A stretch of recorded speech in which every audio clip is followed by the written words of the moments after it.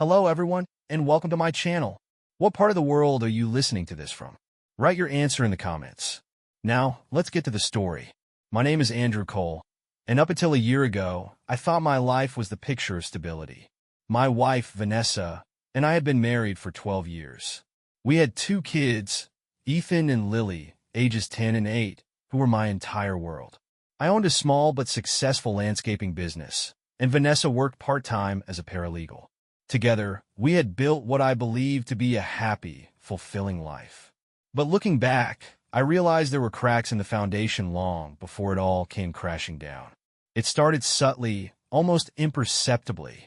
Vanessa became distant, more preoccupied with her phone and spending less time at home. When I asked her about it, she brushed me off with excuses about work stress or needing me time. I gave her the benefit of the doubt. I wasn't perfect, and marriage required understanding. Or so I thought. Then, about 6 months ago, her behavior became harder to ignore. She started dressing up more often, spending hours at the gym, and scheduling late meetings that always seemed to coincide with nights I was home with the kids. I'll admit, I let my insecurities get the best of me. I brought up the possibility of her having an affair during one of our arguments, and she exploded with indignation. "How dare you accuse me of something like that, Andrew?" she snapped, her voice trembling with fury. "I work hard to help this family, and all you can do is play detective?" I felt guilty for even bringing it up. I let the conversation drop, apologizing and convincing myself that I was overthinking things. But my gut told me otherwise. One night, while Vanessa was out, Ethan accidentally let something slip. "Mom's been hanging out with Uncle Todd a lot," he said innocently as we ate dinner. My stomach churned. Todd was not their uncle. He was a family friend, an old high school acquaintance of Vanessa's who had popped back into our lives a year ago. I didn't like him much. He always seemed too smug, too charming. But I never thought Vanessa would cross that line. Still, I didn't act immediately. Instead, I began quietly paying closer attention. I checked phone records, saw numerous calls and texts between Vanessa and Todd, and found receipts for expensive dinners that didn't align with her explanations of work meetings. The evidence was mounting, but I wasn't prepared for the bombshell that was about to drop. One Friday evening, Vanessa came home visibly drunk. She stumbled into the kitchen, ignoring me, and went straight to our bedroom. Curious, I followed her. That's when I saw her phone lying unlocked on the nightstand. My heart pounded as I scrolled through her messages. There it was, explicit text between her and Todd. They talked about meeting up at motels, mocking me, and even plotting ways to make me disappear. The betrayal hit me like a freight train, but I didn't confront her right away. Instead, I sought legal advice and began documenting everything. I wasn't just fighting for myself anymore. I had to protect Ethan and Lily. Things escalated when Vanessa realized I knew. She became erratic, trying to twist the narrative and turn the kids against me. I overheard her whispering to Ethan that I didn't love them, that I cared more about work than our family. The manipulation infuriated me, but I kept my cool. I knew confronting her would only add fuel to the fire. Then the unthinkable happened. A week after I filed for divorce, I was served with a restraining order. Vanessa claimed I had been abusive, that I was unfit to be a father. She fabricated stories, using Ethan and Lily as pawns to back up her lies. It was the lowest point of my life. Stripped of my home and limited to supervised visits with my kids, I felt like I was losing everything. But Vanessa had underestimated me. I wasn't going to let her destroy me, or take Ethan and Lily away from me. What she didn't know was that Todd had a past, one that would soon come back to haunt them both. I spent countless nights lying awake, staring at the ceiling in the tiny one-bedroom apartment I had to rent after being forced out of my own home. The walls felt like they were closing in on me, and the silence was suffocating. My kids, my entire world, were out of my reach, reduced to distant voices during brief phone calls and stolen moments during supervised visits. Vanessa had poisoned their minds, planting seeds of doubt and fear about their own father. But I wasn't giving up. I refused to let her lies define me. My attorney, Sarah, was a no-nonsense powerhouse. She was the kind of lawyer you didn't hire unless you were prepared to fight, and fight we did. Andrew, the key to winning this case isn't just disproving her lies. We need to prove that her motives are malicious, she explained during one of our late-night strategy meetings. That's when I decided to dig deeper into Todd. He'd always given me an uneasy feeling, and now I had a reason to investigate. I reached out to an old friend, Kyle, who worked as a private investigator. If anyone could uncover Todd's secrets, it was him. Within a week, Kyle called me, his voice laced with urgency. "Andrew, you're not going to believe this," he said. "Your wife's boyfriend, Todd, he has a record. Multiple charges of fraud, embezzlement, and even allegations of domestic violence." I was stunned. Vanessa had involved a man with a history of violence and crime in our children's lives, and she was painting me as the unfit parent. I felt a surge of anger, but quickly shifted to action. This was the leverage I needed to fight back. We gathered everything: court records, victim statements, even a restraining order from Todd's ex-wife, Amanda. As I read through the documents, I felt a sickening knot form in my stomach. This wasn't just about me anymore. Ethan and Lily were living under the same roof as a dangerous man, and Vanessa was too blinded by her affair to see the risk. Meanwhile, Vanessa continued her smear campaign. She painted me as a villain in court, claiming I was neglectful, aggressive, and financially irresponsible. Every word she uttered was a dagger to my heart, but I stayed calm, knowing the truth was on my side. The turning point came when Sarah requested that Todd be subpoenaed to testify in court. Vanessa's lawyer objected, but the judge allowed it. Todd's arrogance was his undoing. He waltzed into the courtroom with the same smug demeanor he always carried, confident he could charm his way out of anything. Sarah, however, was relentless. She presented his criminal history with surgical precision, dismantling his credibility piece by piece. Todd's demeanor shifted from cocky to defensive as Sarah pressed him on his past, forcing him to admit to his crimes under oath. Then came the bombshell. "Mr. Carter," Sarah said, her voice cold and sharp, "isn't it true that you've been using your relationship with Mrs. Cole to gain access to her finances?" Todd stammered, trying to deny it, but Sarah had the receipts, literally. She produced bank statements showing unauthorized transfers from Vanessa's account to one linked to Todd. The courtroom erupted in murmurs as Vanessa's face turned ghostly pale. The judge was furious. "Mrs. Cole," he said, his voice heavy with disapproval, "it appears that your claims against Mr. Cole lack credibility, especially considering your association with someone of Mr. Carter's character. I will be revisiting custody arrangements immediately." Vanessa's plan was crumbling, and I could see the panic in her eyes. But the fallout didn't end there. Todd's financial crimes caught the attention of law enforcement, and within days, he was arrested for fraud. As if that weren't enough, Amanda, his ex-wife, came forward with new evidence, leading to charges of domestic violence. Todd was facing years in prison, and Vanessa was left to deal with the wreckage of her choices. With Todd out of the picture, the court's focus shifted back to Vanessa's behavior. My attorney presented evidence of her manipulation, lies, and reckless decisions. The judge ruled in my favor, granting me full custody of Ethan and Lily. I'll never forget the look on Vanessa's face as the verdict was announced. It was a mix of disbelief, regret, and the realization that she had lost everything. Her lover was in prison, her lies had been exposed, and her relationship with our kids was in tatters. When I took Ethan and Lily home that day, I promised them things would be different. I vowed to rebuild the stability they had lost, to be the father they deserved. Vanessa's actions had shaken my world, but in the end, I came out stronger for them and for myself. The first night back with Ethan and Lily felt surreal. It wasn't just the return of their laughter or the sight of their toys scattered across the living room. It was the weight of knowing they were finally safe. I could breathe again, free from the anxiety of wondering what Vanessa might do next. The kids adjusted faster than I expected. They were resilient, stronger than I had given them credit for.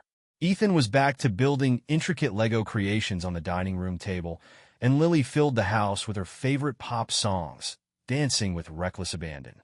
For the first time in months, it felt like a home again. But even as we settled into a new routine, the scars of Vanessa's betrayal lingered. She still had visitation rights, and I knew she wouldn't go quietly. True to form, Vanessa was already scheming. It started with small attempts to regain control. Emails filled with thinly veiled threats about revisiting custody arrangements, or messages claiming I was alienating the kids from her. I ignored her, focusing on creating a stable environment for Ethan and Lily. Then one day, Ethan came home unusually quiet after a visit with his mother. He barely touched his dinner, poking at his spaghetti with a fork as if it were the most tedious task in the world. I finally pulled him aside after Lily went to bed. "What's going on, buddy?" I asked gently. Ethan hesitated, his eyes darting to the floor. "Mom said you don't want us to see her anymore," he murmured. "She said you're trying to take us away from her forever." My heart sank. I knelt in front of him, putting my hands on his shoulders. "Ethan, listen to me," I said firmly but softly. "That's not true. I would never do that. I just want what's best for you and Lily. I love you more than anything." Ethan nodded, but I could see the confusion in his eyes. Vanessa was planting seeds of doubt, and I had to tread carefully to undo the damage without turning this into a tug-of-war. The next few weeks were a delicate balancing act. I worked hard to shield the kids from Vanessa's manipulations while ensuring they knew they could trust me. I kept the conversations light and focused on rebuilding their confidence in our life together. Meanwhile, Vanessa's world was continuing to unravel. Todd's trial made headlines, and his financial schemes were laid bare for everyone to see. It wasn't just his fraud that came to light. More victims of his abusive behavior stepped forward, painting a grim picture of the man Vanessa had chosen over her own family. Vanessa tried to play the victim, claiming Todd had manipulated her as well. But the court and the public wasn't buying it. The evidence of her complicity in his schemes was damning. She had willingly funneled money into his accounts, ignored his violent tendencies, and dragged our children into the chaos. It wasn't long before Vanessa's financial situation collapsed. Legal fees and public scrutiny left her isolated and broke. She lost her paralegal job, and her once pristine social circle evaporated overnight. She went from a confident, manipulative force to a woman grasping at straws to salvage her reputation.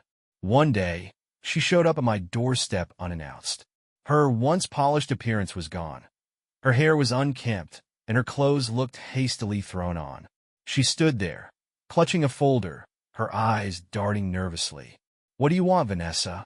I asked, keeping my tone as neutral as possible. "I need to talk," she said, her voice cracking. "Please, Andrew. It's about the kids." I hesitated but stepped aside, letting her in. She sat on the edge of the couch, clutching the folder like a lifeline. "I've made mistakes," she began, her voice trembling. "I know I've hurt you, and I know I've hurt Ethan and Lily. But I need your help. I'm losing everything, Andrew. I don't even know how I'm going to keep my apartment." My anger flared, but I kept it in check. "And what exactly do you expect me to do about that?" Vanessa opened the folder, revealing a stack of papers. "I want to sign over full custody to you," she said, her voice barely above a whisper. "I'm not in a place to take care of them right now. I just want them to be okay." I was stunned. After everything she had done to tear me down, here she was conceding defeat. Part of me wanted to lash out, to make her feel the pain she had caused me. But another part, the part that wanted peace for my kids, recognized this as the best outcome for everyone. "Why now?" I asked, my tone cautious. Vanessa looked down at her hands. "Because I've hit rock bottom, Andrew. I thought I could manipulate my way out of this, but I can't. I can't keep pretending. The kids deserve better than the mess I've made." I studied her for a long moment. This wasn't about forgiveness. It never could be, but it was about giving Ethan and Lily the stability they needed. "Fine," I said finally. "I'll talk to my lawyer, and we'll make it official. But don't think for a second that this erases what you've done." Vanessa nodded, tears streaming down her face. "Thank you," she whispered before leaving without another word. The moment Vanessa signed over full custody, it felt like the storm that had consumed my life was finally starting to clear. I wasn't naive enough to think everything would go back to normal overnight. Damage like this leaves scars. But knowing Ethan and Lily were now fully under my care gave me the foundation I needed to start rebuilding. The next morning, I met with Sarah to finalize the paperwork.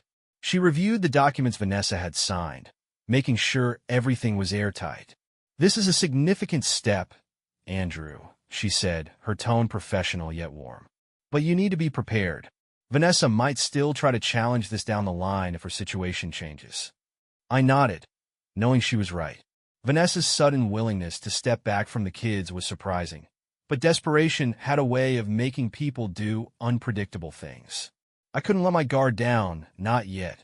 With the custody battle behind me, my focus shifted entirely to Ethan and Lily.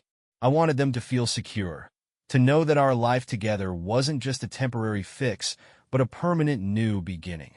I poured my energy into being present for them, helping Ethan with his science fair project, cheering Lily on at her dance recital, and taking them on impromptu trips to the park or the local ice cream shop. But as much as I tried to shield them from the fallout, the questions eventually came. It started with Lily, her voice small and uncertain as we sat on the porch one evening, watching the sunset. "Daddy," she said, her gaze fixed on the horizon, "why doesn't Mommy come around anymore?" I took a deep breath, choosing my words carefully. "Mommy's going through a tough time right now," I explained. "She loves you and Ethan, but she's not in a place where she can take care of you the way you need. That's why you're here with me." Lily nodded slowly, her little brow furrowed in thought. "But she'll get better, right?" "I hope so," I said honestly. "But no matter what happens, I'm here for you and your brother. Always." Ethan was harder to reach.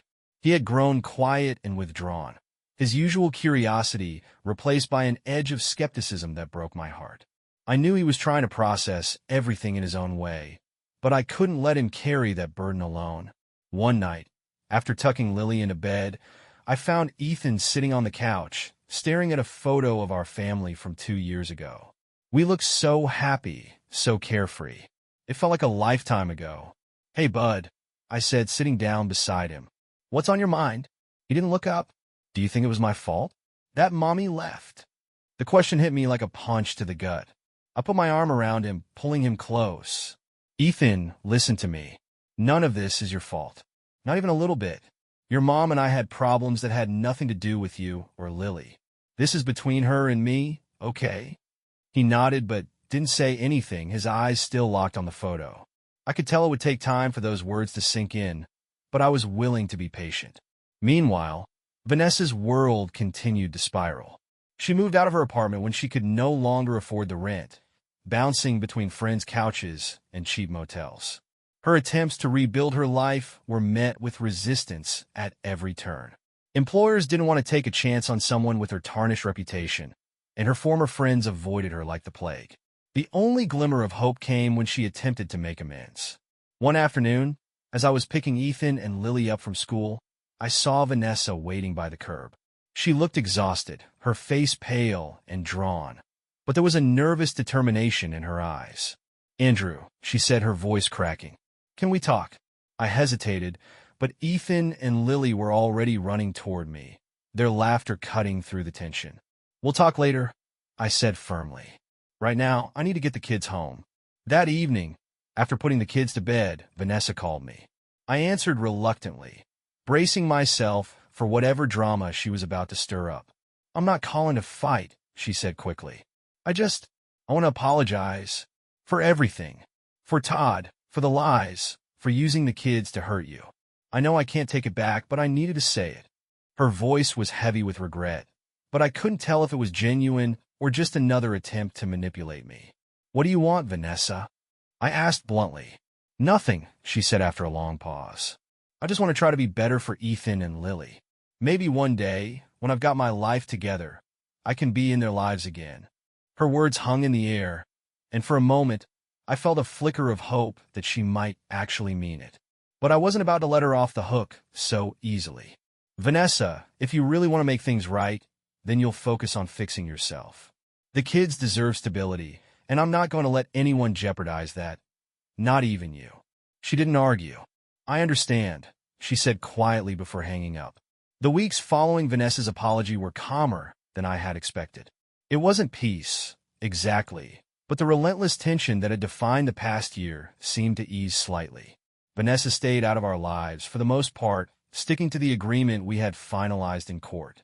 But just as I began to feel like I could finally move on, Another piece of Todd's sordid past surfaced, one that shook me to my core. It started with a call from Kyle, the private investigator who had helped expose Todd's criminal history. His tone was unusually serious. "Andrew, I know you thought this was over, but I've found something else about Todd," Kyle said. "What now?" I asked, bracing myself for whatever bombshell he was about to drop. "He has a child," Kyle said. "A son. And it's not with his ex-wife, Amanda. It's Vanessa's." The words hit me like a brick wall. "What are you talking about? That's impossible. Ethan and Lily are my kids." "They are," Kyle assured me quickly. "But Vanessa and Todd had an affair years ago, before Lily was born. It looks like she got pregnant, but she never told you or anyone else. Todd didn't even find out until recently, and when he did, he demanded a paternity test. That's how I came across this." My head spun as Kyle's words sank in. 1,000 thoughts raced through my mind. Was it true? If so, why had Vanessa hidden it all these years? And what was I supposed to do with this information now? "Send me the proof," I said finally. Within hours, I had the documents in hand. Emails between Vanessa and Todd discussing the paternity test, legal filings confirming Todd's biological connection to a boy named Jacob. The test results left no room for doubt. The boy was 11. He would have been born shortly before Lily, during a time I had thought our marriage was stable. As the pieces fell into place, the betrayal deepened. Vanessa hadn't just lied to me. She had built an entire life on that lie. For days, I wrestled with whether to confront her. Part of me wanted to storm over to wherever she was staying and demand answers. Another part of me didn't want to give her the satisfaction of knowing how much this revelation hurt. It wasn't until Vanessa showed up unexpectedly one afternoon, standing on my porch with tear-streaked cheeks, that I had the opportunity. She held a manila envelope in her hands, clutching it like a lifeline. "Andrew, please," she said, her voice trembling. "I know I don't deserve your time, but I need to explain." I let her inside, my jaw tight with barely restrained anger. She sat down on the couch, staring at the envelope in her hands. "You know, don't you?" she asked softly. I nodded, crossing my arms. "When were you planning to tell me? Or were you just going to let me go on believing everything was fine?"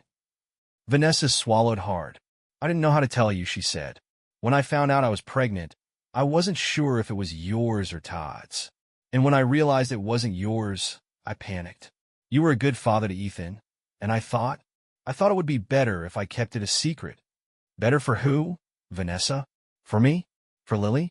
Or just for you?" She flinched, her eyes filling with tears. "I know I was wrong. I've been wrong about so much. But Jacob, he doesn't deserve this. Todd knows now, and he's trying to get custody from Jacob's foster family. I need your help." Her words stopped me in my tracks. "Foster family?"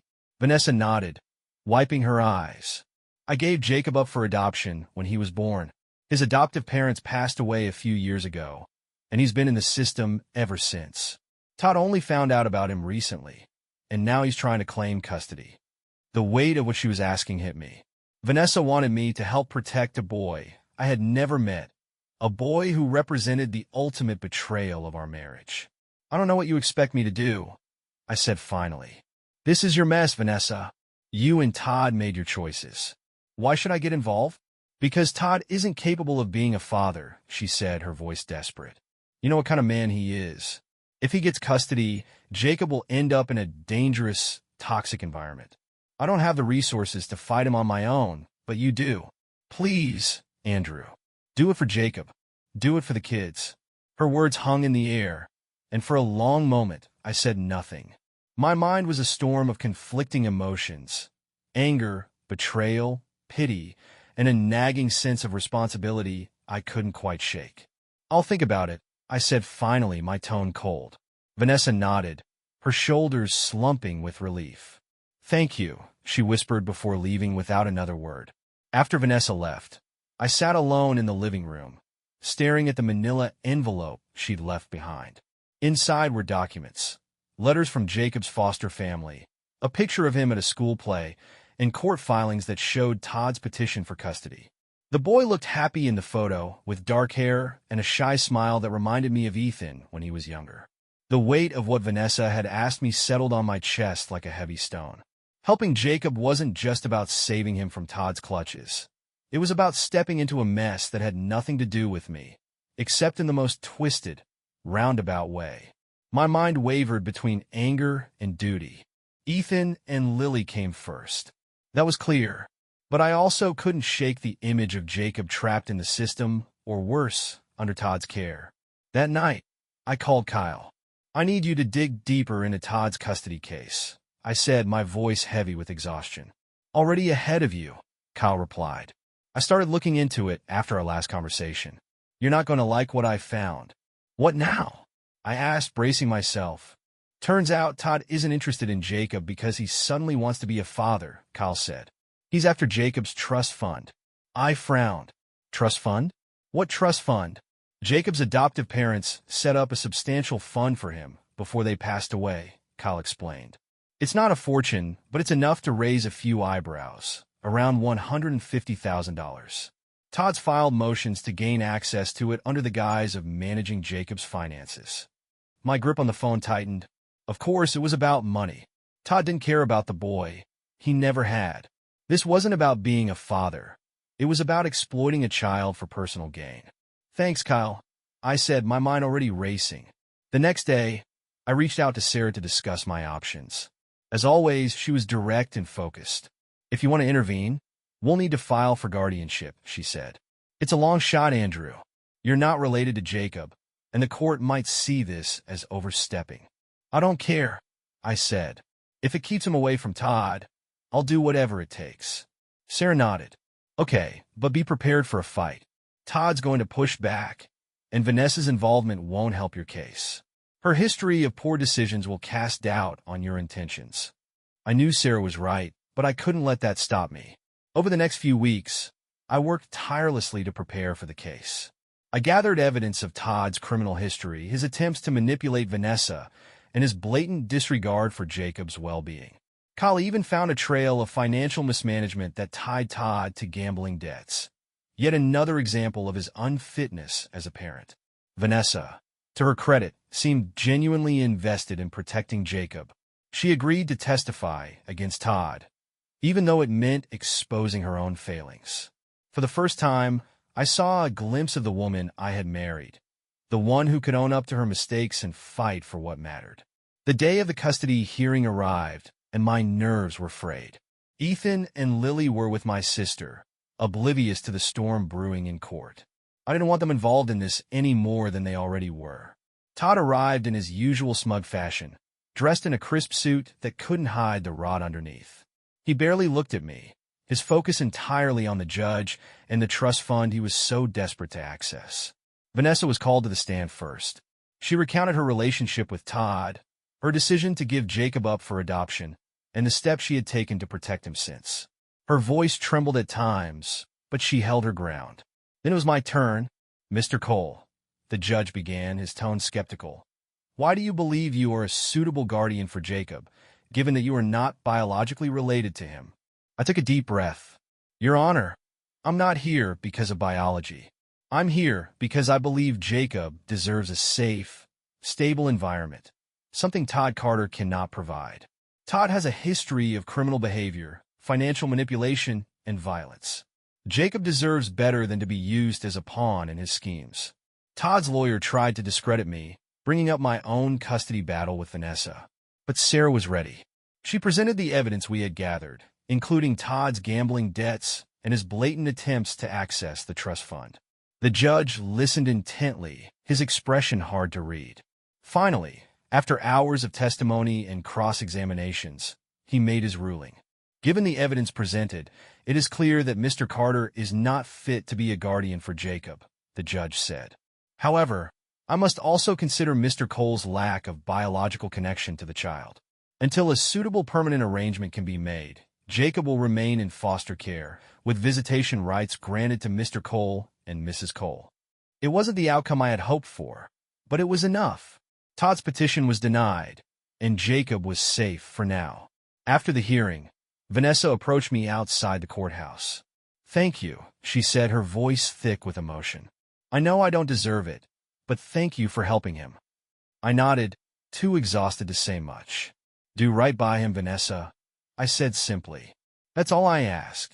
The judge's ruling left me feeling a mix of relief and frustration. Jacob was safe from Todd, at least for now, but the boy was still stuck in the system. I couldn't shake the image of him, an innocent kid caught in a storm of bad decisions he had no control over. When I had my first court-approved visit with Jacob, I wasn't sure what to expect.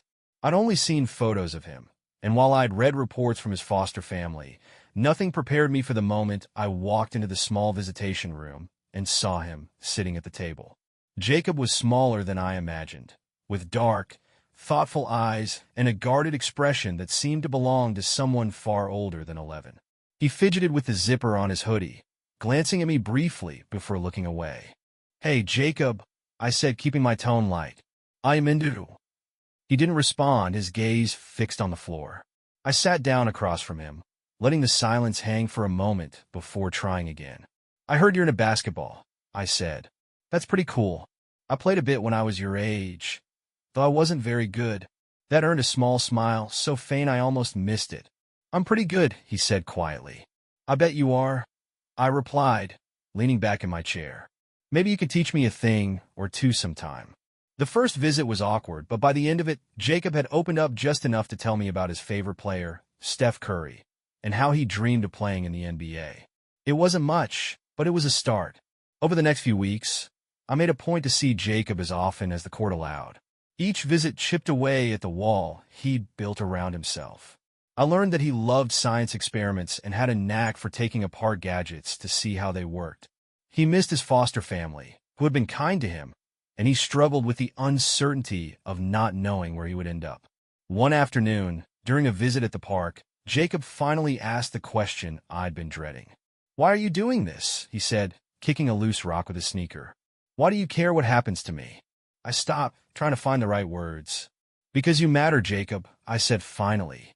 "And because I know what it's like to feel like no one's fighting for you. I want you to know you're not alone in this." He looked at me, his dark eyes narrowing slightly.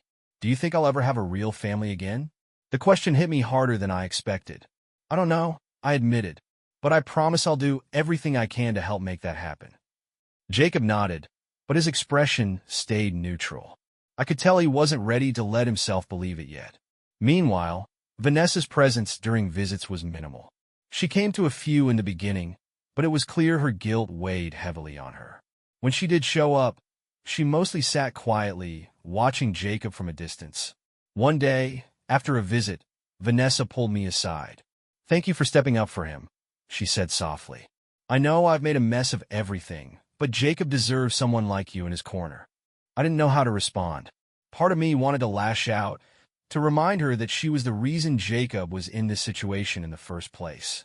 But another part of me saw how broken she was and wondered if maybe, just maybe, she was finally trying to make amends. As the weeks turned into months, my bond with Jacob grew stronger.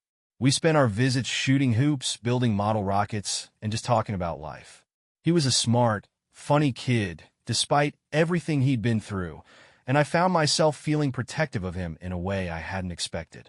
One evening, after a particularly good visit, I sat down with Sarah to discuss the next steps. "I want to file for permanent guardianship," I said.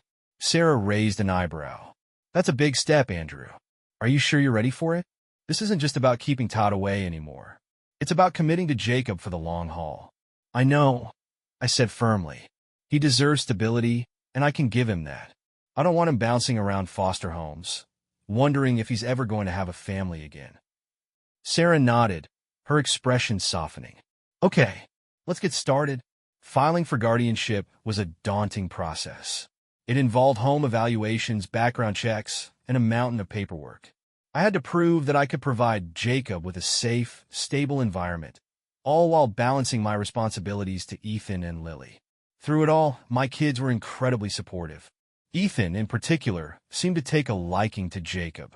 During one of Jacob's supervised visits to my home, Ethan invited him to play video games, and the two of them bonded over their shared love of basketball. "Daddy's cool," Ethan said later that evening. "I think it'd be awesome if he could stay with us." Hearing those words filled me with a sense of pride and hope. For the first time in a long time, it felt like things were starting to fall into place. Filing for guardianship felt like a step in the right direction. But as with everything involving Vanessa and Todd, it didn't take long for the storm to resurface. Just when I thought Todd had been silenced, he found a way to throw another wrench into Jacob's future. It started with a letter, delivered by certified mail. It bore the stamp of Todd's lawyer. The moment I saw his name, my stomach twisted with dread. I sat at the kitchen table and ripped it open, my hands trembling. Todd was contesting my petition for guardianship. The letter was filled with accusations that I was unfit and meddling in matters that didn't concern me. Todd claimed he had turned his life around while awaiting sentencing for his financial crimes. He painted a picture of himself as a reformed man, desperate to be a father to Jacob. It was laughable, but the thought of him gaining any ground in court made my blood run cold. I called Sarah immediately. "He's grasping at straws," she assured me. "We've already established his criminal history and his motivations. No judge is going to hand over custody to a man with his track record." "Then why is he doing this?" I asked, pacing the living room. "To rattle you," Sarah said simply, "and maybe to delay the proceedings. He knows he doesn't stand a chance, but if he can make things difficult for you, he will." Her words made sense, but they didn't make me feel any better. I couldn't afford to let Todd drag this out. Not when Jacob's future hung in the balance. The court scheduled a hearing to address Todd's objections. I spent the days leading up to it gathering every piece of evidence we had against him, working late into the night with Sarah to ensure there were no gaps in our case. When the day of the hearing arrived, Todd appeared in court with his trademark smugness, his lawyer by his side. He wore a cheap suit and a fake smile, but there was something desperate in his eyes, a man clinging to the last shreds of control he had left. The hearing was tense. Todd's lawyer argued that Todd's crimes were nonviolent and that he deserved a second chance to be a father. He claimed that Todd had been attending parenting classes and was committed to building a relationship with Jacob. It was all lies, of course, but I could see the judge weighing the arguments carefully. Then it was my turn to speak. I stood up, my heart pounding, and looked directly at the judge. "Your Honor, Todd Carter is not here because he cares about Jacob," I began. "He's here because Jacob's trust fund is worth $150,000. This isn't about love or responsibility. It's about money. Todd has a history of exploiting people for his own gain, and Jacob would be no different." I presented the financial records we had uncovered, showing how Todd had funneled money into gambling debts and fraudulent accounts. I pointed to his history of manipulation and violence, highlighting the danger he posed to Jacob. Finally, I turned to Todd, locking eyes with him. If Todd Carter cared about Jacob, he would have stepped up years ago. Instead, he abandoned him, just like he's abandoned every responsibility he's ever had. I'm not trying to replace Jacob's father. I'm trying to protect him from a man who has proven, time and time again, that he cannot be trusted. The courtroom fell silent. Todd shifted uncomfortably in his seat, his smug facade cracking under the weight of the truth. When Vanessa was called to testify, she admitted her mistakes but doubled down on her support for my guardianship. "Jacob needs stability," she said, "and Andrew is the only one who can give him that." The judge deliberated for what felt like an eternity before delivering his decision. Given Mr. Carter's criminal history, financial motivations, and lack of consistent involvement in Jacob's life, I cannot, in good conscience, grant him custody or guardianship, the judge said. "Mr. Cole, your petition for guardianship is approved. Jacob will remain in your care pending a final review in 6 months." Relief washed over me, but it was bittersweet. I had won the battle, but Todd's actions had left scars that wouldn't heal overnight. Outside the courthouse, Todd confronted me one last time. His lawyer had already left, leaving him alone on the steps. "This isn't over," he spat, his voice low and venomous. "You think you've won, but you have no idea who you're dealing with." I didn't flinch. "Stay away from Jacob," I said, my voice cold and firm. "This is your last warning, Todd." He glared at me for a moment before storming off, his figure disappearing into the crowded street. Back home, I found Jacob waiting for me on the porch. He looked up at me with a mix of hope and fear in his eyes. "What happened?" he asked quietly. I knelt down to his level, putting a hand on his shoulder. "You're staying with me," I said. For good. His face broke into a hesitant smile, and for the first time, I saw the tension in his small frame begin to ease. Thanks, he said simply, his voice barely a whisper. No need to thank me, I replied. We're in this together. The weeks following the judge's decision were a whirlwind of adjustments. Jacob moved in with us, bringing only a small bag of belongings from his foster home. It wasn't much, just a few clothes, some books, and a well-worn basketball. I knew he was used to living with as little as possible, but it broke my heart to see how little he had to call his own. Don't worry, kiddo, I said as I showed him to his room. We'll make this place yours in no time. You like blue walls? Posters of Steph Curry? Whatever you want, we'll figure it out. He nodded shyly, a flicker of excitement in his eyes. It was a start. Ethan and Lily were thrilled to have Jacob around, though the transition wasn't without its challenges. Ethan, who was closest in age to Jacob, quickly took on the role of an older brother. They bonded over video games and basketball, spending hours in the driveway perfecting their free throws. Lily, on the other hand, had a harder time adjusting. She wasn't used to sharing attention, and I could tell she felt a bit left out. One evening, after I tucked her into bed, she voiced her feelings. Daddy, does Jacob have to stay here forever?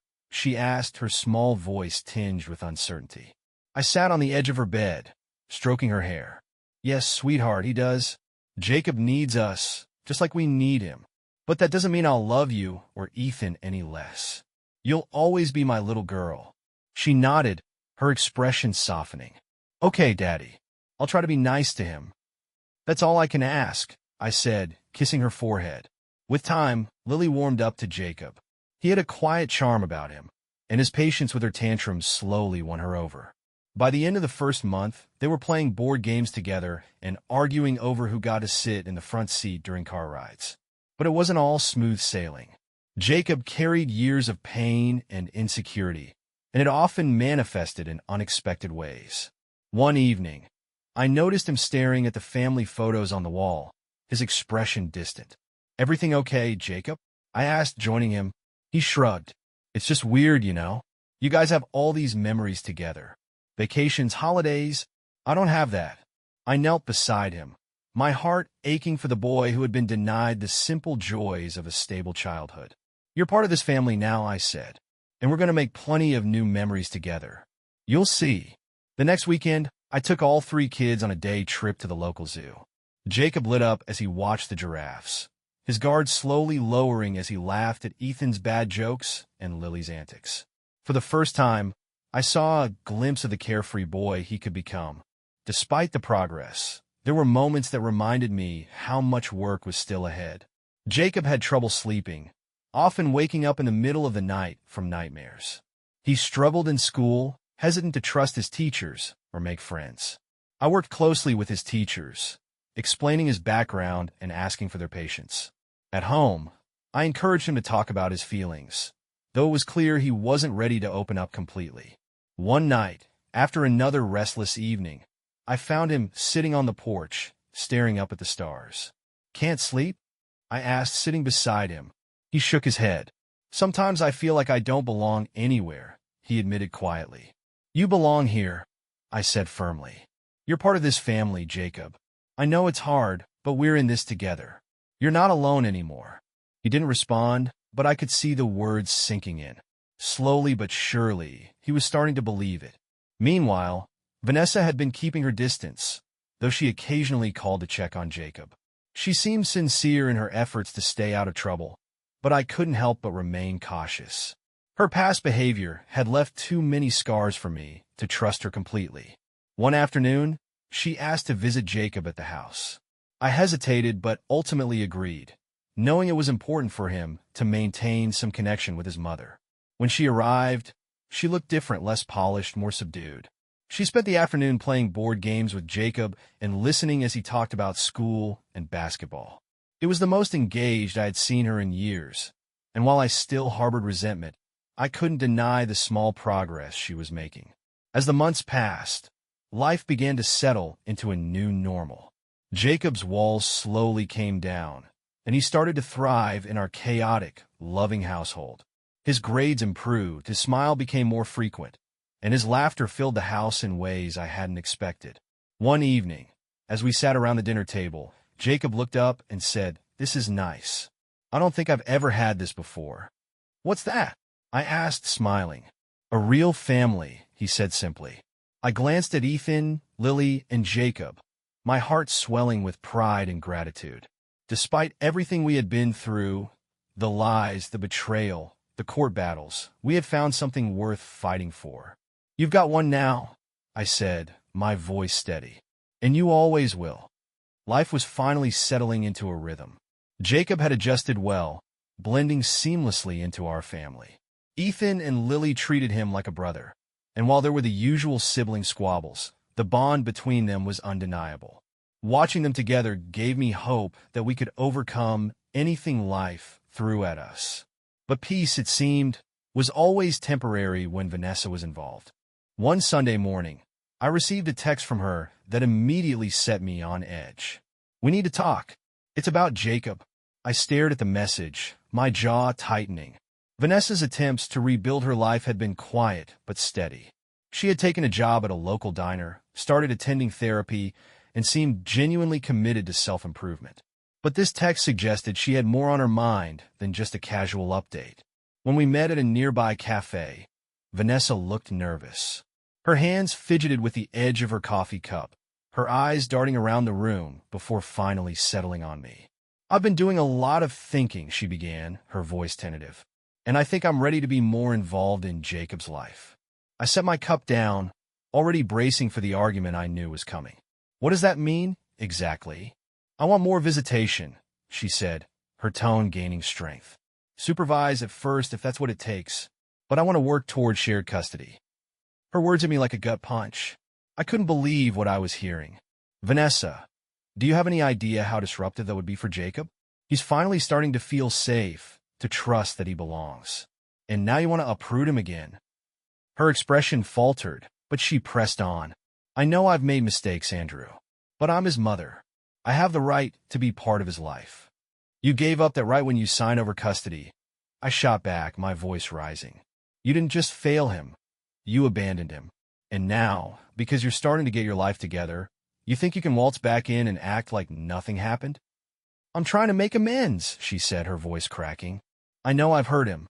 I know I've hurt all of you. But I can't just walk away from him. Not forever." The anger simmering in my chest threatened to boil over. But I forced myself to take a deep breath. "This isn't about you, Vanessa. It's about what's best for Jacob. And right now, what's best for him is stability." She looked away, tears welling in her eyes. For a moment, I thought she might back down. But then she said the words I had been dreading. "If you won't agree to more visitation, I'll take it to court." The rest of the conversation was a blur. I left the cafe seething, my mind racing with the implications of her threat. Vanessa hadn't just jeopardized Jacob's future. She had reignited a battle I thought was over. Back home, I called Sarah and explained the situation. She was unsurprised, but no less resolute. "She has the right to file, but her chances are slim," Sarah said. "The court already ruled in your favor, and unless she can prove a significant change in circumstances, they're unlikely to revisit the decision." Her words were reassuring, but the possibility of another court battle loomed over me like a dark cloud. I didn't want to put Jacob or my own kids through that again. That evening, I sat down with Jacob to explain what was happening. I kept it as simple as possible, not wanting to overwhelm him. "Your mom wants to spend more time with you," I said carefully, "but we're going to have to talk to a judge about what's best." Jacob's face fell, and he fiddled with the hem of his shirt. "Do I have to go live with her?" he asked, his voice small. "No," I said firmly. "You're staying here. No one's going to take you away from us. But the judge might want to hear what you think, and that's okay. Just be honest about how you feel." He nodded, though the worry in his eyes didn't fade. As the weeks passed, Vanessa's attempts to push for visitation escalated. She sent emails, left voicemails, and even showed up unannounced at Jacob's basketball game. While she kept her distance, her presence was enough to unsettle him. One night, Jacob woke me up after a particularly bad nightmare. He clung to me, his voice shaking as he said, "What if the judge makes me go back? What if I lose all of this?" My heart broke for him. "That's not going to happen," I said, holding him close. "You're safe here, Jacob. No one can take that away." But the fear lingered, for both of us. The court date finally arrived, and Vanessa's lawyer made an impassioned case for her right to be involved in Jacob's life. But Sarah was relentless, highlighting the progress Jacob had made under my care and the emotional toll that further upheaval would take on him. When it was Jacob's turn to speak, he sat nervously in the witness box, his hands gripping the edges of the seat. "Jacob," the judge said kindly, "how do you feel about spending more time with your mom?" Jacob hesitated, glancing at me before answering. "I like seeing her sometimes," he said, "but I feel safe with Andrew. I don't want things to change." His words were simple but powerful. The judge ruled in my favor, maintaining the current custody arrangement and granting Vanessa only occasional supervised visits. The relief was overwhelming, but I couldn't ignore the toll the process had taken on Jacob. After the hearing, Vanessa approached me, her expression a mix of defeat and sadness. "I thought I was doing the right thing," she said quietly. "But maybe I need to step back and let him heal." "It's what he needs," I replied. "If you really care about him, you'll give him that." She nodded, tears spilling down her cheeks. "I just hope one day he can forgive me." The days after the court hearing were a mix of relief and exhaustion. Jacob was quiet, though the tension that had weighed on him for weeks seemed to ease. For the first time in a long while, there was no looming uncertainty hanging over his head. The judge's decision gave us a sense of stability, but I knew that the scars of the ordeal would take time to heal. That first weekend after the ruling, I decided we all needed a break. Life had been too serious for too long, and I wanted to remind the kids what it felt like to just be kids. I loaded Ethan, Lily, and Jacob into the car and drove us to a nearby amusement park. The sight of roller coasters and cotton candy seemed to lift Jacob's spirits almost instantly. By the time we reached the bumper cars, he was laughing and smiling in a way I hadn't seen before. "Jacob, you drive like an old man," Ethan teased as he bumped his car into Jacob's for the third time. "Oh yeah? Watch this." Jacob spun the wheel, narrowly dodging Lily's car and sending Ethan crashing into the wall. Their laughter was infectious, and for a few hours, it felt like the weight of the past year had been lifted. That evening, as we sat around a campfire in our backyard roasting marshmallows, Jacob surprised me with a question. "Do you think it's okay to miss someone even if they hurt you?" he asked, his voice tentative. I looked at him, the flames reflecting in his dark eyes. "Of course," I said gently. "Missing someone doesn't mean you're okay with what they did. It just means they were important to you at one point, and that doesn't go away overnight." He nodded slowly, staring into the fire. "I miss my mom sometimes," he admitted, "but I don't think I want to see her right now." "That's okay," I said. "You don't have to figure it all out at once. Just take your time, and when you're ready, we'll talk about it." Jacob seemed to relax at that, leaning back in his chair as Ethan and Lily started a debate over who could toast the perfect marshmallow. As the weeks turned into months, Jacob continued to blossom.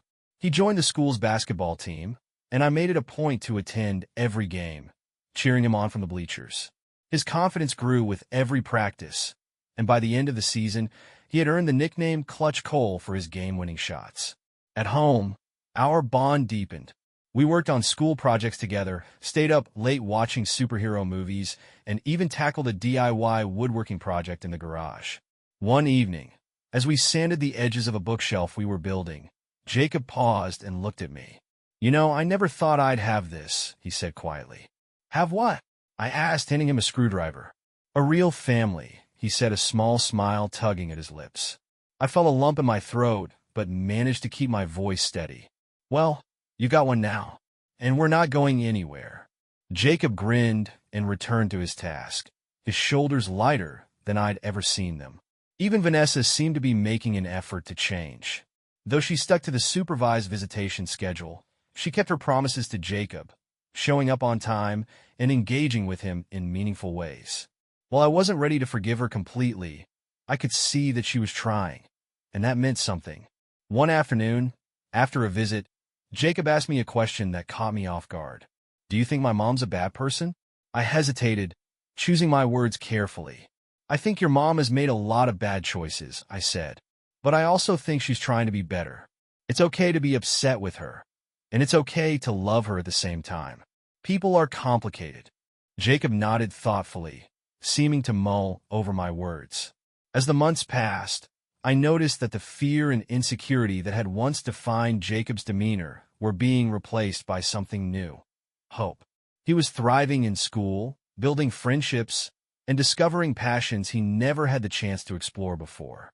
One evening, as we sat down to dinner, Ethan and Lily surprised me by presenting a handmade card. On the front, in big, colorful letters, it read, "Thank you, Dad." Inside, they had written a list of all the things they were grateful for: family game nights, my pancakes on Saturday mornings, and even the way I embarrassed them by yelling too loudly at basketball games. Jacob had added his own note at the bottom: "Thank you for giving me a home. I love you, Dad." I blinked back tears as I read their words, my heart swelling with gratitude and pride. "You guys didn't have to do this," I said, my voice thick with emotion. "We wanted to," Ethan said with a grin. "You're the best dad ever." As I hugged them, I realized that despite all the challenges, betrayals, and battles, we had come out stronger. Our family wasn't perfect, but it was real, and it was ours. And that was more than enough. Life had settled into a rhythm that felt almost normal. Jacob was thriving. Ethan and Lily were happy. And I finally felt like the chaos Vanessa had brought into our lives was firmly behind us. But just when I thought she was out of surprises, Vanessa made a gesture that I never saw coming. It began with an unexpected phone call. Vanessa's number flashed on my screen one afternoon while I was reviewing basketball schedules with Jacob. My first instinct was to let it go to voicemail, but something told me to answer. "Andrew," she said, her tone hesitant but calm, "I need to talk to you. It's important." "What is it, Vanessa?" I replied, keeping my voice neutral. "It's about Jacob," she said. "I want to meet. Just the two of us." I sighed, wary of what she might be planning, but agreed to meet her at a nearby park. When I arrived, Vanessa was already sitting at a bench, her hands clasped tightly in her lap. She looked different, older, maybe, or simply worn down by everything she had been through. "I know you probably don't trust me," she began as I sat down. "And I don't blame you. But I've been thinking a lot about Jacob and what's best for him." I crossed my arms, waiting for her to continue. "I've been working with my therapist," she said, her voice shaking slightly. "And she's helped me realize that I can't keep clinging to this idea of being the mother Jacob needs. The truth is, I've failed him too many times, and I can't undo that." I frowned, unsure where she was going with this. "I want to give him closure," she said. "I've written him a letter, something that explains everything. Why I made the mistakes I did, how much I regret them, and how much I love him. I want you to decide if and when he's ready to read it." Vanessa pulled a sealed envelope from her purse and handed it to me. Her hands trembled as she let go of it, as if the act itself required all her strength. "I don't want to cause him any more pain," she said, "but I want him to know the truth. And if you think he's better off not reading it, I'll understand." I stared at the envelope, the weight of it heavy in my hands. This wasn't what I expected from Vanessa. For once, it seemed like she was putting Jacob's needs above her own. "Why now?" I asked. "Because I've finally accepted that I can't fix this by forcing my way back into his life," she said, tears filling her eyes. "The best thing I can do for him is step back and let him heal." I nodded slowly, tucking the envelope into my jacket. "I'll think about it," I said. "But I need time." "Take as much time as you need," she said. As I left the park, I couldn't stop thinking about her words. They felt genuine, but Vanessa's history made it hard to trust her intentions completely. I decided to hold on to the letter for now, waiting for the right moment to decide what to do. A few weeks later, Jacob and I were working on his science project in the garage when he brought up Vanessa. "Do you think my mom is trying to change?" he asked, not looking up from the volcano model we were building. "I think she's trying," I said carefully. "But change takes time, and it doesn't erase what's happened before." He nodded thoughtfully, pressing down the clay around the base of the volcano. "I think about her sometimes," he admitted, "but I don't know if I want to see her." "That's okay," I said. "You don't have to figure it all out right now." Later that night, I sat alone at the kitchen table, staring at the envelope Vanessa had given me. Her words replayed in my mind, and I wondered if Jacob was ready to hear them. In the end, I decided to ask him. The next morning, I handed him the envelope. "This is from your mom," I said. "She wanted you to have it, but only if you're ready." Jacob stared at it for a long moment before finally nodding. He took the envelope and disappeared into his room. An hour later, he came back out, his eyes red, but his expression calm. "How are you feeling?" I asked. "I don't know," he admitted. "It's a lot to think about, but I'm glad I read it." That was all he said, and I didn't push him for more. Some things he needed to process on his own. In the weeks that followed, I noticed a subtle shift in Jacob. He seemed lighter, more at ease, as if the letter had given him a sense of closure he didn't realize he needed. He didn't talk about it again, and I didn't bring it up, respecting his space. For all her faults, Vanessa's gesture had been the right one. It was a step toward healing, not just for Jacob, but maybe for her as well. Life had finally begun to feel stable again. Jacob's transformation was undeniable. His confidence grew with each passing day, and the tension that had once defined him seemed like a distant memory. Ethan and Lily treated him like a full-fledged sibling, and our little family had found its rhythm. For the first time in years, I felt like I could finally breathe. But as I'd come to learn, peace rarely lasted long when Todd was involved.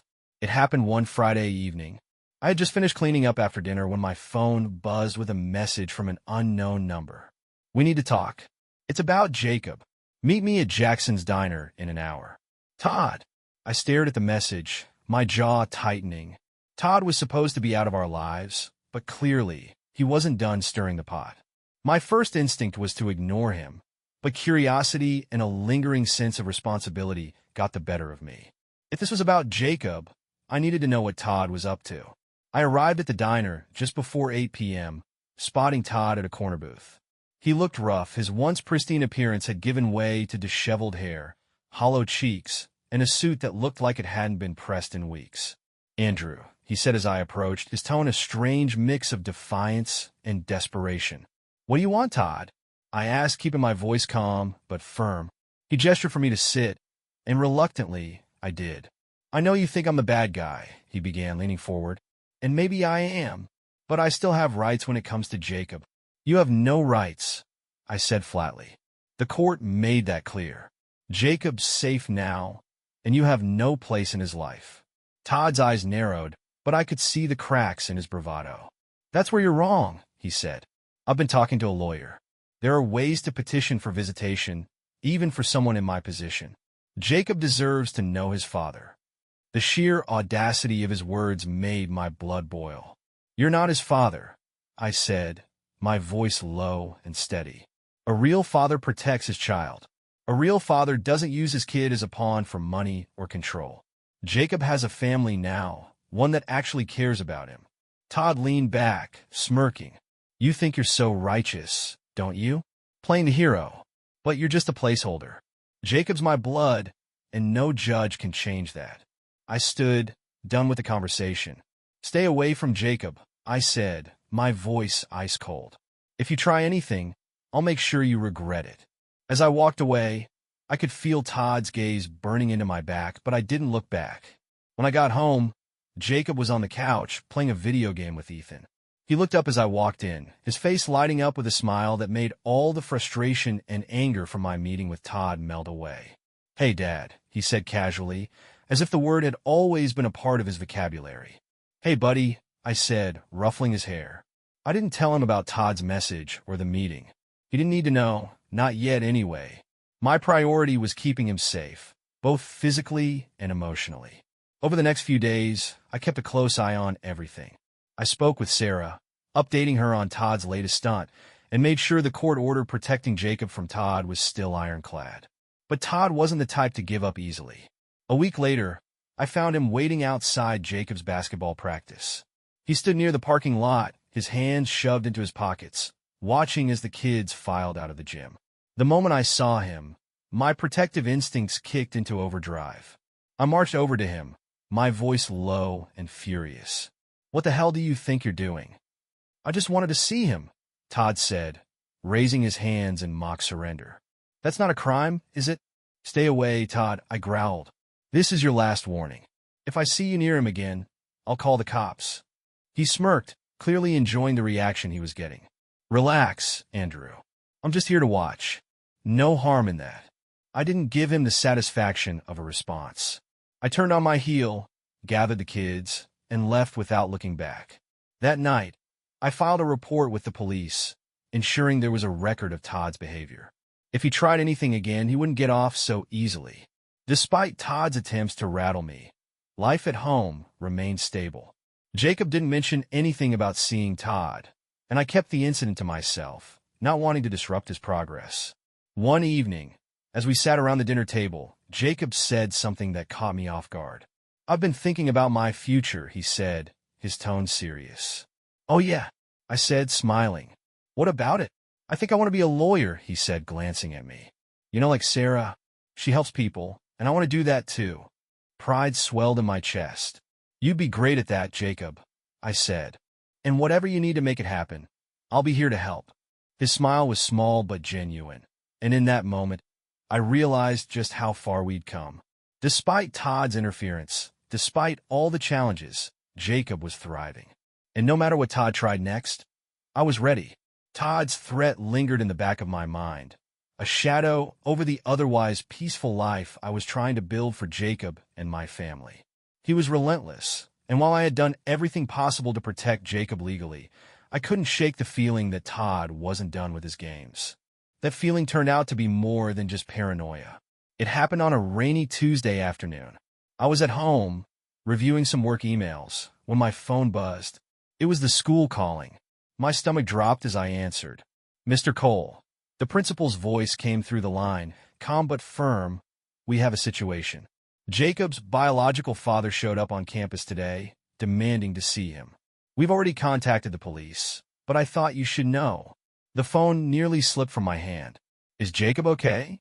I asked, my voice tight with fear. "He's fine," the principal reassured me. "We kept him in the office and made sure Mr. Carter couldn't get near him. The officers escorted him off the property, but I'd recommend you follow up to ensure he doesn't come back." My blood boiled. Todd had crossed a line, and I wasn't going to let him get away with it. I picked up Jacob from school that afternoon, his face pale and drawn as he climbed into the car. "What happened?" I asked gently. "I saw him," Jacob said quietly. "He was yelling at the office staff, saying I was his son and that he had a right to see me. I didn't know what to do." "You did the right thing," I said, my hands gripping the steering wheel tightly. "None of this is your fault, Jacob. I'm going to handle it." When we got home, I called Sarah immediately, detailing what had happened. "This is escalating," Sarah said, her tone grim. "We need to file for a restraining order immediately, and I'll make sure the police are aware of the existing custody order. Todd's behavior is getting dangerous." The restraining order was granted within days, barring Todd from coming within 500 feet of Jacob or any location he frequented, including school and home. But it still didn't feel like enough. Todd had proven he wasn't afraid to ignore the law, and I couldn't take any chances. I installed additional security measures at the house, a new alarm system, cameras, and motion-activated lights. I also informed the school staff to call the police immediately if Todd showed up again. Through it all, Jacob tried to stay strong, but I could see the fear in his eyes. He avoided going outside alone and jumped every time the doorbell rang. One evening, as we sat on the couch watching a movie, he finally opened up. "Do you think he's ever going to stop?" Jacob asked, his voice trembling. I wrapped an arm around him, pulling him close. "Yes," I said firmly. "He's desperate right now because he knows he's lost. But we're going to make sure he can't hurt you, Jacob. You're safe here." He nodded, though I could see the doubt lingering in his expression. 2 weeks passed without incident, and I began to hope that Todd had finally backed off. But then late one night, the security alarm blared. I bolted out of bed, my heart racing as I grabbed my phone and headed downstairs. The camera showed a figure trying to force open the back gate. It was Todd. I called the police, my voice steady despite the adrenaline surging through me. "My house is being broken into," I said. "The suspect is violating a restraining order. Please send officers immediately." The minutes dragged by as I stood in the darkened living room, waiting for the sound of sirens. Todd moved around the yard, his shadowy figure visible on the security feed. He pounded on the back door, shouting incoherently. The sound woke Ethan and Lily, who came down the stairs, their faces pale with fear. "Stay here," I said firmly, ushering them into the pantry with Jacob. "Don't come out until I say it's safe." Finally, the flashing lights of the police cars illuminated the driveway. Officers swarmed the yard, pinning Todd against the ground as he screamed obscenities. The sight of him being handcuffed was a moment of relief I hadn't realized I needed. The officers took Todd away, and I filed yet another report, adding to the growing pile of evidence against him. The next morning, I sat Jacob down to talk about what had happened. "I want you to know that this is over," I said. "Todd won't be coming near you again. The police are handling it." Jacob looked at me, his expression a mix of relief and lingering fear. "I'm glad he's gone," he said softly. "But I don't understand why he keeps trying." "Because he's desperate," I said. "And people like Todd don't know how to let go. But you don't have to worry about him anymore. I'll make sure of that." Jacob nodded, his shoulders relaxing slightly. The incident solidified one thing for me. Todd's presence in Jacob's life was a toxic force that needed to be eliminated entirely. I worked with Sarah to ensure that Todd faced the full consequences of his actions, and I doubled down on my commitment to Jacob's safety and happiness. As the days passed, the fear began to fade, replaced by a renewed sense of stability. Jacob returned to his usual self, laughing with Ethan and Lily and focusing on his basketball games and schoolwork. Watching him thrive despite everything reminded me why I had fought so hard in the first place. The days following Todd's arrest marked the end of an exhausting chapter in our lives. For the first time in years, I felt like the shadow he cast over us had finally lifted. Jacob, Ethan, Lily, and I could finally focus on the life we were building, one that wasn't defined by fear or conflict. Jacob seemed to sense the change too. He returned to his usual routine, pouring his energy into basketball and school. His confidence grew with every passing day, and the quiet, guarded boy who had first come to live with us was now full of laughter and curiosity. One evening, as I watched him play a game with Ethan and Lily in the backyard, I couldn't help but reflect on how far we'd come. The three of them were inseparable, teasing each other over missed shots and celebrating every basket with exaggerated cheers. "Nice shot, Clutch Cole," Ethan called as Jacob sank a three-pointer. Jacob grinned, brushing imaginary dirt off his shoulder. "You mean future NBA star Clutch Cole?" Their laughter echoed across the yard, and I felt a wave of gratitude wash over me. Despite everything, Vanessa's betrayal, Todd's interference, and the countless battles we'd fought, our family had found its footing. Later that night, after the kids were in bed, I sat on the porch, enjoying the cool night air. The weight of the past few years had finally lifted, replaced by a deep sense of peace. Vanessa had kept her promise to step back, limiting her involvement to occasional supervised visits. She seemed to understand that Jacob needed space to heal, and while our relationship remained strained, I could see that she was trying. Todd, on the other hand, was out of the picture for good. His repeated violations of the court order had landed him in prison, and with his legal avenues exhausted, there was no way for him to disrupt our lives again. I thought about everything we had been through, the lies, the betrayals, the heartbreak, and how it had all brought us to this moment. The next morning, as the kids sat around the breakfast table, I brought up an idea I'd been mulling over for a while. "How would you guys feel about taking a family trip?" I asked. Ethan's eyes lit up. "Where are we going? Disneyland? The Grand Canyon? Somewhere cool, right?" Lily chimed in, her face eager. "Can we go to the beach? I want to build the biggest sandcastle ever." I smiled at their excitement, but my eyes were on Jacob. He looked up from his cereal, a small smile playing on his lips. "Yeah," he said quietly. "A trip sounds nice." His words were simple, but I could see the weight behind them. For Jacob, this wasn't just about going somewhere new. It was about creating the kind of memories he had missed out on for so long. The following month, we packed up the car and headed to a lakeside cabin a few hours away. The kids spent their days swimming, hiking, and roasting marshmallows around the fire. Jacob discovered a love for fishing, spending hours by the water with a quiet focus that reminded me of myself. One evening, as we watched the sunset over the lake, Jacob turned to me and said something I would never forget. "Thank you for not giving up on me," he said, his voice steady but filled with emotion. "I didn't think I'd ever have this. A family. A home." I put an arm around him, my own voice thick with emotion. "You deserve this, Jacob. You always did. And no matter what, we're in this together. Always." He nodded, leaning against me as we watched the sun dip below the horizon. The trip was the beginning of a new chapter for all of us. Jacob continued to thrive, excelling in school and earning a spot on his basketball team's starting lineup. Ethan and Lily embraced him fully as their brother, and the bond between the three of them grew stronger every day. As for me, I found a sense of purpose I hadn't known I was missing. Being a father to Jacob, Ethan, and Lily wasn't just a responsibility. It was the greatest privilege of my life. Looking back on everything we'd been through, I realized that the challenges we faced had only made us stronger. Our family wasn't perfect, but it was real, and it was built on love, trust, and resilience. And as I watched my kids grow, laugh, and chase their dreams, I knew one thing for certain. No matter what the future held, we would face it together.